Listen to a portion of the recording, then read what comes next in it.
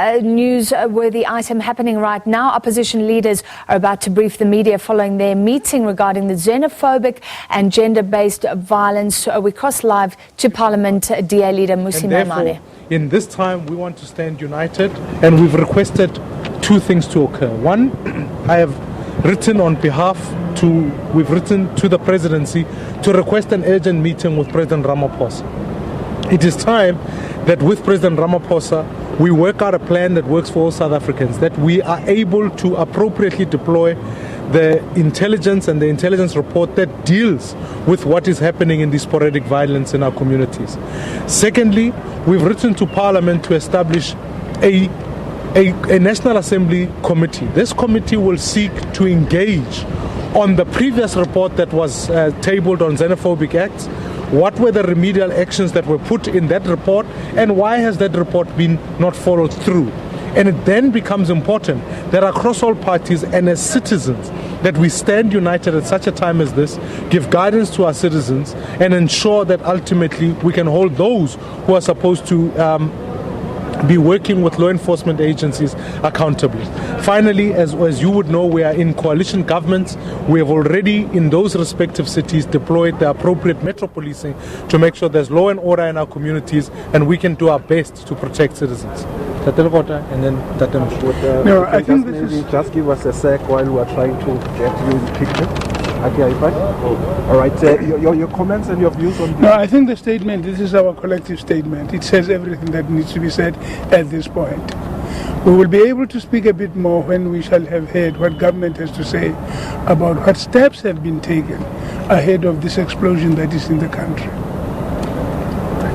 Yeah, it is important for South Africans to know that we will not sit back and allow our country's image to be tainted by people who are harboring hatred in their hearts for foreign nationals.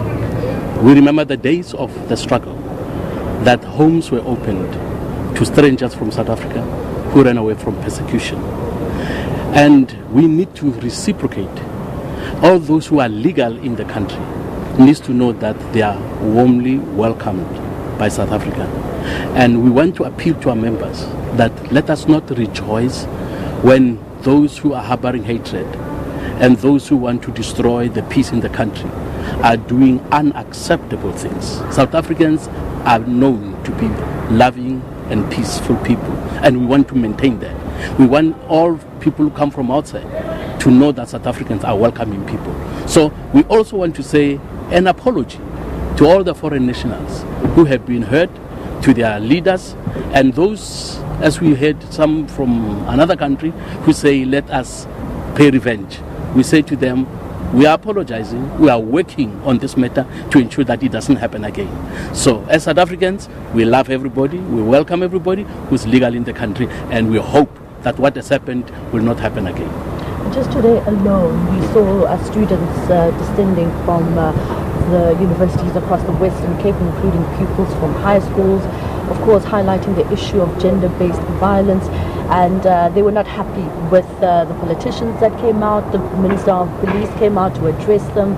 The Speaker of the National Assembly came out to address them, and one sentiment that was shared and that was reiterated by the students is that there's so much talk amongst politicians. What are the opposition parties doing themselves besides approaching the presidency to take steps of action against gender-based violence? The citizens have been robbed for a long period of time by this particular government. It is very clear the fact that we failed to do the things that ensure dignity of women in this country. We failed them at school by not providing the dignity of sanitary towels. We failed them when they become partners where we allow violence to occur. So one of the crucial things that we haven't done, we haven't updated the sexual offences register. We failed, this government has failed at allocating the appropriate policing to fight against domestic violence.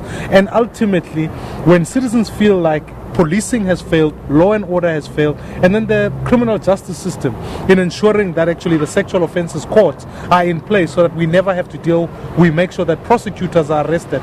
This government has particularly failed. So this is a cry from citizens, and we must stand strong at this point. And as opposition parties, as you know, where we are in government, we've ensured that ultimately we work together to deploy the policing, to ensure that we fight even against the scourge of drug abuse in certain communities, so that we ensure that there's not a variable that undermines the safety of the home in places. And then ultimately, I think as we roundly stand up, condemning it strongly, taking action, and I think as leaders, you cannot sit now in a time when our nation desperately needs leadership to step back. We need to work with citizens, so I welcome students' input, and certainly civil society, NGOs will be working with them to say more must be done. It's time, talk is talk. We must take action now. Thank you. Okay. Honourable, sir. Thank you. Thank you so much. Now look what, I wanted to say, let me walk you through inside.